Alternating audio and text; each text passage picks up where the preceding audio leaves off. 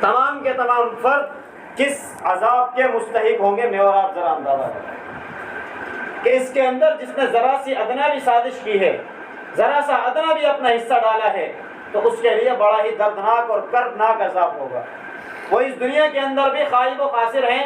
ملعون ہیں، کہ جن کی نسبت حضرت حسین رضی اللہ عنہ کی شہادت سے جڑتی ہے وہ ملعون اور لعنت کے لائق کہلاتے ہیں۔ یہ وہ خون تھا کہ جو اس دنیا کے اندر سب سے زیادہ پاکیزہ تھا، سب سے زیادہ جس کی حفاظت کرنی چاہیے تھی، اس نواسہ رسول کو مدینے سے نکال کر مجبور کیا گیا مدینے کی طرف گئے۔ مدینے کی طرف جانے کے بعد حضرت حسین رضی اللہ تعالیٰ عنہ وہ شخص تھے جنہوں نے 25 حج پیدل کیے، 26واں حج کرنا تھا، لیکن اہل کوفہ اور عراقیوں نے اپنی منافقت دکھائی خطوں کے اندر کہ آپ ہمارے پاس آ جائیں، اور ان کو حج کرنے نہیں دیا۔ حضرت حسین رضی اللہ تعالیٰ عنہ کو خط میں لکھ کر بھیج رہے ہیں کہ آپ اگر ہماری طرف نہیں آئیں گے تو ہم اللہ کے یہاں جواب دے ہوں گے کہ ہم نے آپ کے نبی علیہ السلام کے نواسے اور اس دنیا میں حکومت کرنے کی اہلیت رکھنے والے کو اپنی طرف بلایا تھا، لیکن وہ ہماری طرف نہیں آئے تھے، آج ہم بری ہیں، آپ ان سے بات پوچھ کر۔ حضرت حسین رضی اللہ تعالیٰ عنہ نے کہا چاہے میری جان ہی کیوں نہ چلی جائے، لیکن میں اس نااہل کے مقابلے میں ضرور جاؤں۔ حضرت حسین رضی اللہ تعالیٰ عنہ اپنے سارے کے سارے گھر والوں کو لے کر مکہ پہنچے تھے نا۔ مکہ پہنچنے کے بعد انہوں نے پہلے عراق کا سفر کیا۔ عراق کے سفر میں رستے میں تو کہیں بھی کربلا نہیں آ رہا، ان کا سفر تو اس طرف تھا، لیکن پھر مسلم بن عقیل جن کو بھیجا گیا کہ آپ تفتیش کریں، ذرا تحقیق کریں کہ منافقت تو نہیں کر رہے، پہلے ہی میرے ابا جان کے ساتھ انہوں نے منافقت کی۔ پھر تحقیق کے بعد جب پتہ لگا بھائی منافقت نہیں ہے، صحیح ہے، حضرت حسین رضی اللہ تعالیٰ نے سفر جاری کیا، اور پھر جب مقام ثعلبہ پر پہنچے تو ایک حر نامی شخص نے حضرت حسین رضی اللہ تعالیٰ عنہ کو باخبر کیا کہ آپ نہ جائیں، انہوں نے آپ کے بھائی کو بھی شہید کر دیا ہے، آپ کے ساتھ بھی منافقت کریں گے، انہوں نے کسی کو نہیں چھوڑا، بڑے سنگ دل لوگ۔ یہ عبید اللہ بن زیاد بڑا بدبخت ہے، یہ آپ کے معاملے میں اللہ کا خوف نہیں کرے گا۔ حضرت حسین رضی اللہ تعالیٰ نے مشاورت کی اپنے گھر والوں سے اور حضرت مسلم بن عقیل کے صاحبزادوں سے، تو انہوں نے کہا کہ آپ لوگ چاہیے کہ آپ لوگ سارے واپس چلے جائیں، میں خود جاتا ہوں، اور حضرت یہ اس طرف کا سفر ترک کرنے کے بعد میں شام کی طرف جاتا ہوں، یزید سے بات کرتا ہوں۔ انہوں نے کہا آپ اس دنیا سے چلے جائیں گے تو آپ کے بعد ہمارے پاس زندگی میں لطف ہی کہاں رہے گا، آپ کے ساتھ تو زندگی کا لطف ہے، ہمارے ابا جان کو تو پہلے ہی یہ لے چکے ہیں، اب آپ بھی، ہمارے چچا جان بھی چلے جائیں گے تو ہمارے پاس کیا بچے گا؟ کہا ہم بھی ساتھ ساتھ ہیں۔ پھر جب سفر طے کیا اور اس وادی ثعلبہ سے لے کر 45 میل یا 72 کلومیٹر سفر طے کرنے کے بعد کربلا کے مقام پر پہنچے۔ کربلا کے مقام پر انہوں نے آ گھیرا، عبید اللہ بن زیاد اور اس کے حواریوں نے، جس میں عبداللہ بن عمر بن سعد شامل ہے، ان لوگوں نے آ گھیرا، اور آ گھیرنے کے بعد دریائے فرات کے کنارے پر بیٹھ گئے، یہاں تک کہ پانی لینے بھی حضرت حسین رضی اللہ عنہ کو نہیں۔ حضرت حسین رضی اللہ تعالیٰ نے ان سے بات کی اور کہا کہ جی ہمارا کوئی لڑائی جھگڑے کا آپ کے ساتھ کوئی ارادہ نہیں ہے، اب سب کو معلوم ہے کہ یہ حرمت والے مہینے ہیں، ذی الحجہ بھی اور محرم بھی، اور حج کے سارے مہینے، ان کے اندر لڑائی جھگڑے نہیں کیے جاتے۔ حضرت حسین رضی اللہ تعالیٰ نے کہا ہمارا کوئی ارادہ نہیں، ہم تو اصلاح کی غرض سے نکلے ہیں، اور اس دنیا کے اندر، اس مملکت کے اندر، اس حکومت کے اندر فساد برپا ہونے سے روکنا چاہتے ہیں۔ ہماری نیت یہ نہیں ہے کہ ہم حکومت قائم کریں، بلکہ ہماری نیت یہ ہے کہ ہم اس دنیا کے اندر حق کا پرچار کریں، اور پھر یزید کے پاس جانے دیا جائے ہمیں، تاکہ ہم اس سے بات کریں اور اپنا مدعا اس کے سامنے رکھیں۔ یا پھر اگر آپ یہ بھی نہیں چاہتے اور آپ کو یہ خوف ہے کہ وہ آپ کی بات پرس کرے گا، آپ کی پکڑ کرے گا کہ آپ نے ہمارے ساتھ، آگے والوں نے آپ کے، کیونکہ سارے شیعان علی میں سے تھے جو اس وقت سے حضرت علی رضی اللہ تعالیٰ عنہ کی محبت کے نعرے لگایا کرتے تھے، انہوں نے سارے کے ساروں نے کہا کہ نہیں، آپ کو نہیں جانے دیں گے، اگر آپ چلے جائیں گے تو وہ 12,000 خطوط جو لکھے تھے وہ سارے پیش ہو جائیں گے، پھر تو ہم سب کی پکڑ ہو جائے گی۔ پھر ان سارے کے سارے معاملے کو انہوں نے روکا اور کہا کہ نہیں جانے دیں گے۔ کہا پھر ایسا ہے کہ ہم جہاں سے ہیں واپس جانے دو، ایسے بھی نہیں ہوگا، آپ واپس بھی نہیں جائیں گے، اب آپ جائیں گے تو بیعت کریں گے۔ کہا کہ پھر ایسا کریں کہ ہمیں پھر سرحدوں کی طرف جانے دو، نہ اس کی طرف نہ اس کی طرف، پھر ہم کہاں جائیں، ہم اللہ کی عبادت کریں گے، جائیں گے اپنا کام کریں گے، سرحدوں پر چھوڑ دو۔ کہا ایسا بھی نہیں ہوگا، آپ کے پاس ایک ہی راستہ ہے، بیعت کرو یا گرفتار۔ راستے بند کر دیے گئے، سارا کا سارا معاملہ ہوا، یک مشت 50 خان وعدہ رسول صلی اللہ تعالیٰ علیہ وسلم میں سے شہید کیے گئے۔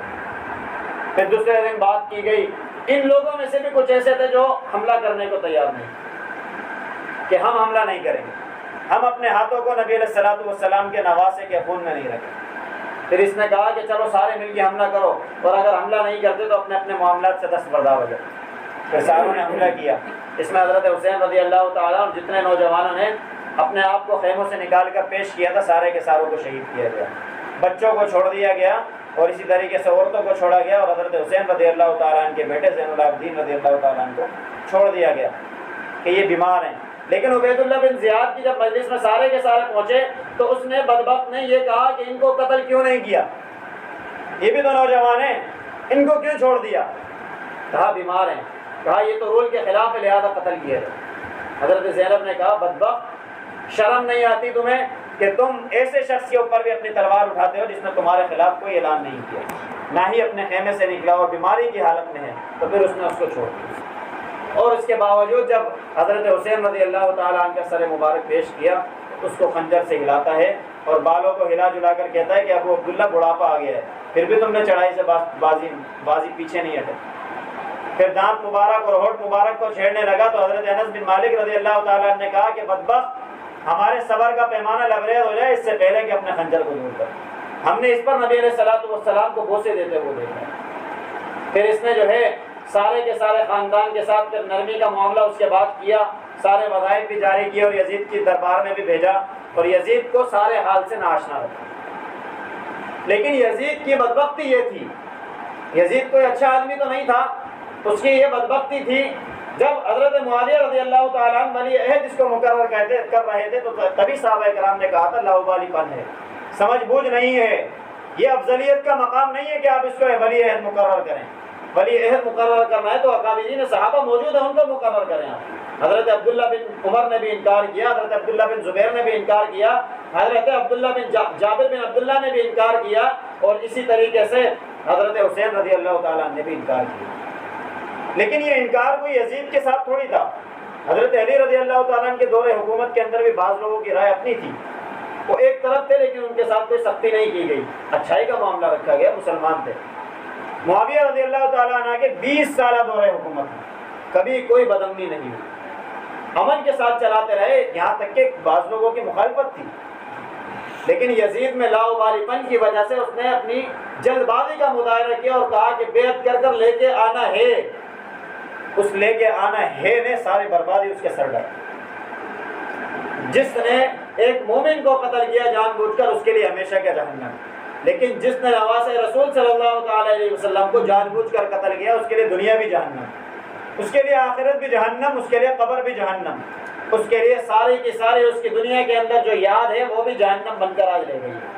کہ اس کے نام کو بھی کوئی اچھی نسبت سے یاد نہیں کرتا۔ لیکن حضرت حسین رضی اللہ تعالیٰ عنہ کی شہادت دینے کا ایک ہی مقصد تھا، وہ یہ تھا کہ اللہ کے حکم کو اس دنیا میں سر بلند کیا جائے، افضل لوگوں کو، اہل لوگوں کو اس دنیا کے منصب پر بٹھایا جائے، حکومت ان لوگوں کے ہاتھ میں دی جائے جو عدل و انصاف کرنے والے ہوں، عدل و انصاف کو جانتے ہوں، عدل و انصاف سے آشنا ہوں، ایسا نہ ہو کہ ناواقف لوگوں کے ہاتھ میں یہ حکومت چلی جائے۔ حضرت حسین رضی اللہ تعالیٰ عنہ نے جب دیکھا کہ بھائی اس کی حکومت اب مضبوط ہو گئی ہے تو پھر سوچا کہ اس کو سمجھائیں۔ یہاں سے معلوم ہوتا ہے کہ حضرت حسین رضی اللہ تعالیٰ نہیں چاہتے تھے کہ خود حکومت قائم کریں، بلکہ وہ عدل و انصاف کا نظام چاہتے تھے، بلکہ وہ حق کا نظام چاہتے تھے، افضل لوگوں کو منصب پر بٹھانا یا جو بیٹا تھا اس کو افضلیت پر پہنچانے کے لیے۔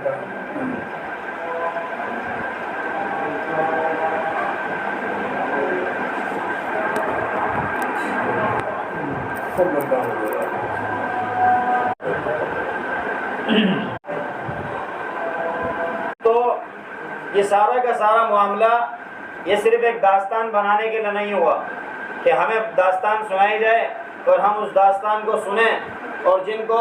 ان کی فضیلت کا احساس ہو تو آنسو بہانے لگ جائیں، اور جو کچھ یزیدیت کا ساتھ دینے والے ہوں وہ خوشی منانے لگ جائیں۔ یہ اس داستان اس لیے نہیں ہے، یہ داستان مجھے اور آپ کو سمجھانے کے لیے ہوئی ساری کی ساری۔ اللہ کے نبی نے تو پہلے ہی کہا تھا نا کہ بھائی شہادت کے مرتبے تو پہنچنا ہے، لیکن وہ کس جگہ سے پہنچنا ہے، کیسے پہنچنا ہے، وہ تو پہنچنا ہی تھا، لیکن یہ داستان اس طریقے سے ہو جانا، یہ واقعہ اس طریقے سے ہو جانا یہ مجھے اور آپ کو سمجھانے کے لیے ہے کہ ہم اس دنیا کے اندر یہ یزید اور حسین رضی اللہ تعالیٰ عنہ پر ختم نہیں ہوا معاملہ، یزیدیت اور حسینیت چلتی آ رہی ہے نا، آج بھی اگر ہم لوگ حق کا ساتھ دینے والے ہیں تو ہم حسینیت میں شامل ہیں، اور اگر ہم ناحق لوگوں کی طرف ہیں تو پھر ہم یزیدیت میں جا رہے ہیں۔ تو ہم میں سے یہ کوئی پسند نہیں کرتا کہ یزیدیت میں کہلائے، لیکن جب معاملات کی باری آتی ہے تو پھر ہم معاملات اس طریقے کے کرتے ہیں کہ معاملات ہمارے یزیدیت میں جا رہے ہوتے ہیں۔ جب ہم چاہتے ہیں کہ ہمارا نام اچھے لوگوں میں شمار ہو تو پھر ہم کردار بھی تو اچھا دکھائیں نا، پھر ہم اپنی زبان بھی تو حق لوگوں میں شامل فرمائیں، پھر ہم اپنی زبان کو بھی جہاد باللسان کے درجے میں لے کے آئیں، پھر ہم اپنے نفس کو بھی جہاد بالنفس کے درجے میں لے کے آئیں، اور جہاں پر موقع آ جائے جہاد بالسیف کا تو جہاد بالسیف بھی کریں۔ آج لوگ آوازیں تو ایسے اٹھاتے ہیں کہ بھائی اس کو فلاں کو یہاں قتل کر دو، فلاں کو وہیں دفنا دیا جائے، فلاں کو وہیں برباد کر دیا جائے۔ یہ زبانی لفاظی تو کر رہے ہوتے ہیں، لیکن جب عملی میدان کی بات آتی ہے تو اپنے آپ کو پیچھے ہٹا لیا جاتا ہے۔ عملی میدان کے اندر نکلیں۔ یہ حکومت دلانا، منصبوں پر اچھے لوگوں کو پہنچانا، یہ آج کے دور میں حسینیت کا مقام ہے کہ آپ حق کا ساتھ دیں، حق کے ساتھ کھڑے ہو جائیں، حق کی جستجو کو اس دنیا کے اندر اور حق کے جھنڈے کو اس دنیا کے اندر لہرا کر دکھائیں۔ آج دیکھا جاتا ہے کہ جہاں بھی کوئی بااثر شخصیت نظر آتی ہے، چاہے وہ ظلم اور بربریت کر رہا ہو، لوگ اس کے ماتحت ہوتے ہیں، لوگ اس کے خلاف آواز نہیں اٹھاتے کہ ہمارا وقار گرا دے گا، ہمارے پروپیگنڈے کرے گا، ہماری عزت پر حملے کرے گا۔ مجھے بتائیں، یہ قرآن کی توہین کرنے والے، یہ قرآن کی گستاخیاں کرنے والے، ان کو قرآن سے کیا خوف ہے؟ قرآن تو اوراق ہے نا، قرآن تو ایک تصویر ہے، قرآن تو ایک مصحف ہے، قرآن سے کیا خوف ہے؟ قرآن سے ان کو یہ خوف ہے کہ ان کو پہلے یہ لگتا تھا کہ اللہ رب العزت نے اس دنیا کے اندر مختلف قسم کے چند جرنیل اتارے تھے، حضرت عمر اتارے، حضرت ابوبکر صدیق اتارے رضی اللہ تعالیٰ عنہ، یہ جرنیل اسلام کے اندر اللہ نے پیدا فرمائے۔ یہ سمجھتے تھے کہ ان کو اس دنیا سے رخصت کر دیں گے، اسلام رخصت ہو جائے۔